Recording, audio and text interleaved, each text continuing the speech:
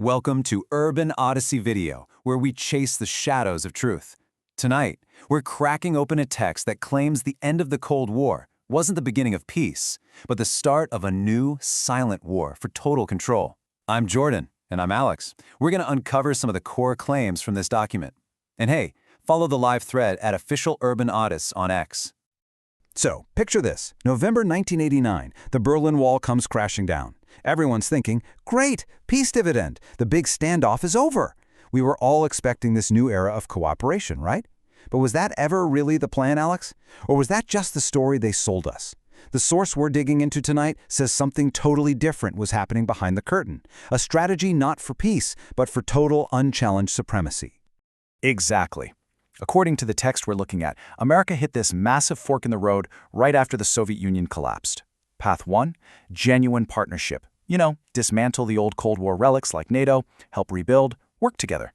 The alternative path, and the one Engdahl claims was chosen, was to pursue unchallenged global supremacy, a decision that would shape the next 3 decades of international relations.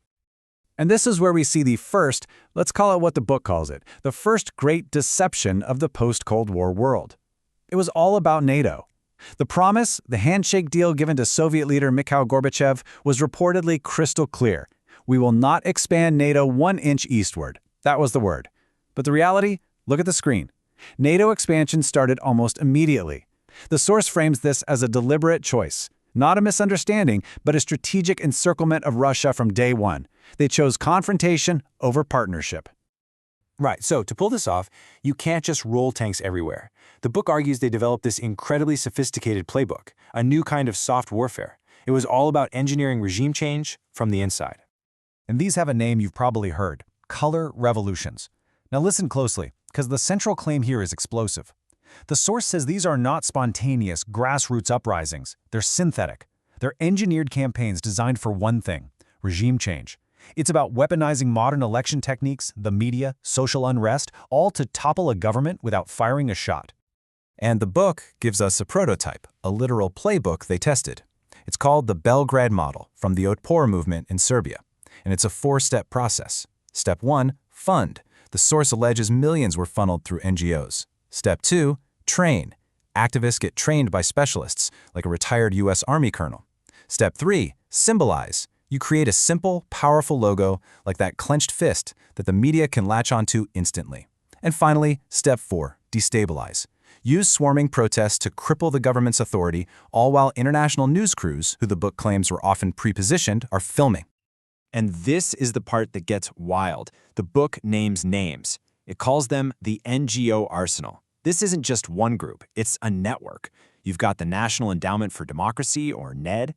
You've got Freedom House, George Soros' Open Society Institutes, and the Albert Einstein Institution. And according to the source, you see these same names pop up again and again. In Georgia's Rose Revolution, in Ukraine's Orange Revolution, even in protests in Tibet. Okay, so the official story, the narrative we all hear, is that this is about spreading democracy and human rights to oppressed nations. Sounds great, right? A totally noble cause. But Engdahl's claim, it's a bombshell.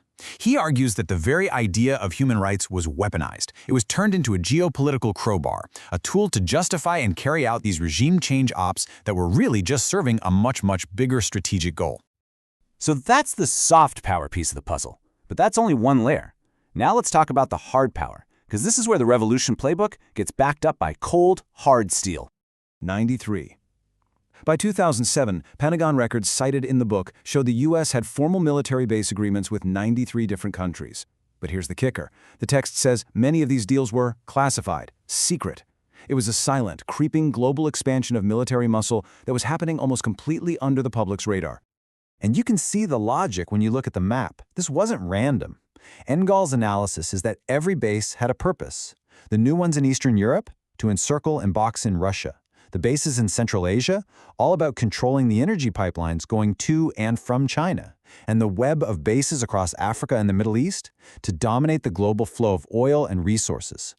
The goal, he argues, was to control what geostrategists call the Eurasian heartland, and to choke off any potential rival before they could even get on their feet.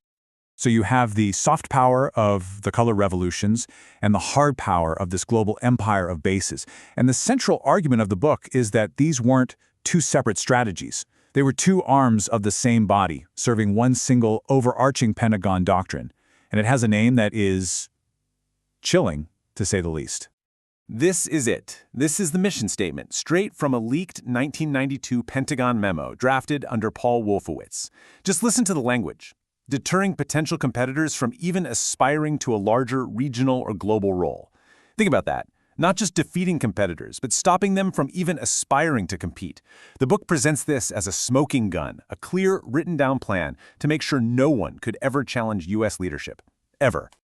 And that brings us to the name of this entire doctrine, full spectrum dominance. And the definition from the source is, well, it's breathtaking. A Pentagon doctrine that envisions control of the entire universe. We're talking outer space, inner space, everything from the galaxy all the way down to the human mind itself. And they are not kidding when they say full spectrum. This isn't just about having the biggest army. Look at this. It's about military primacy, yeah, but also economic control, technological superiority, information warfare, and yeah, even psychological operations. It is total dominance over every single possible domain where a conflict could happen or where influence could be exerted.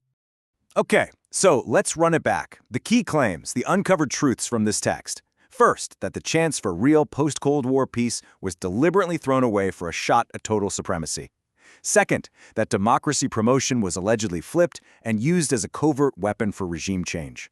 Third, a massive global empire of bases was built specifically for strategic encirclement.